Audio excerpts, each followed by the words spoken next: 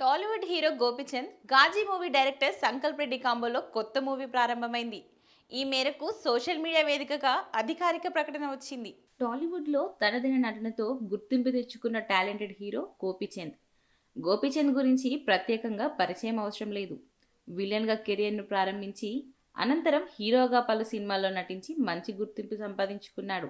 అయితే కొన్నేళ్లుగా వరుస పరాజయాలతో ఇబ్బందులు ఎదుర్కొంటున్న గోపీచంద్ ఇప్పుడు సాలిడ్ కంబ్యాక్ కోసం తీవ్రంగా ప్రయత్నిస్తున్నాడు. ఈ క్రమంలో తాజాగా దర్శకుడు సంకల్ప్ రెడ్డితో కలిసి కొత్త సినిమాకు గ్రీన్ సిగ్నల్ ఇచ్చాడు. ఈ క్రేజీ ప్రాజెక్ట్ ను శ్రీ శ్రీనివాస సిల్వర్ స్క్రీన్ పై నిర్మాత శ్రీనివాస్ చిట్టూరి నిర్మించనుండగా గోపీచంద్ కెరియర్లో 33వ సినిమాగా రాబోతుంది. ఈ మూవీ పవర్ఫుల్ పీరియాడిక్ డ్రామాగా తెరకెక్కనున్నట్లు తెలుస్తుంది. 7వ శతాబ్దంలో జరిగిన ఓ ముఖ్యమైన చారిత్రక సంఘటనను ఆధారంగా చేసుకొని స్టోరీ ఉండనున్నట్లు సమాచారం. ఇంతకు ముందెప్పుడు చూడని రీతిలో గోపీచంద్ రోల్ ఉంటుందనే టాక్ వినిపిస్తుంది. ఇండస్ట్రీలో గొప్ప సాంకేతిక నిపుణులు ఈ మూవీలో భాగం కానున్నట్లు తెలుస్తుంది. త్వరలోనే ఈ సినిమాకు సంబంధించిన నటీనటులు, రోల్స్, టెక్నికల్ టీంకు సంబంధించిన వివరాలు వెల్లడి కానున్నాయి. యంగ్ హీరో గోపీచంద్ తన నటనతో మంచి స్టార్గా గుర్తింపు తెచ్చుకున్నారు. దర్శకుడు శ్రీనివైట్ల దర్శకత్వంలో వచ్చిన ఆయన లేటెస్ట్ మూవీ విశ్వం బాక్స్ ఆఫీస్ వద్ద అనుకున్నంత విజయం సాధించలేకపోయింది. గత కొంతకాలంగా సరైన హిట్ కోసం గోపీచంద్ ఎదురు చూస్తున్నారు.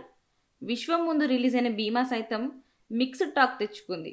రామబాణం, పక్కా కమర్షియల్, 6 అడుగుల బుల్లెట్, చాణక్య వంటి సినిమాలు అనుకున్నంత సక్సెస్ సాధించలేకపోయాయి. దీంతో ఈసారి హిట్ కొట్టాలనే పట్టుదలతో గోపీచంద్ ఉన్నారు. ఆయన కెరియర్లో జయం, వర్షం, రణం, ఆంధ్రుడు, యజ్ఞం, సాహసం, ఒక్కడున్నాడు వంటి సినిమాలు మంచి విజయాన్ని అందుకున్నాయి. దగ్గుపాటి రానా హీరోగా గాజితో సంకల్ప్ రెడ్డి దర్శకుడిగా మారారు. ఆ తర్వాత సైన్స్ ఫిక్షన్ మూవీ అంతరిక్షం తీయగా మంచి పేరు తెచ్చుకున్నా అనుకున్నంత ఆడలేదు. హిందీలో IB71 మూవీ కూడా విజయం సాధించలేదు. ఈ క్రమంలోనే సరైన హిట్ కొట్టాలనే పీరియాడికల్ బ్యాక్డ్రాప్తో స్టోరీని గోపీచంద్కి వినిపించగా ఆయన ఓకే చెప్పాడంట.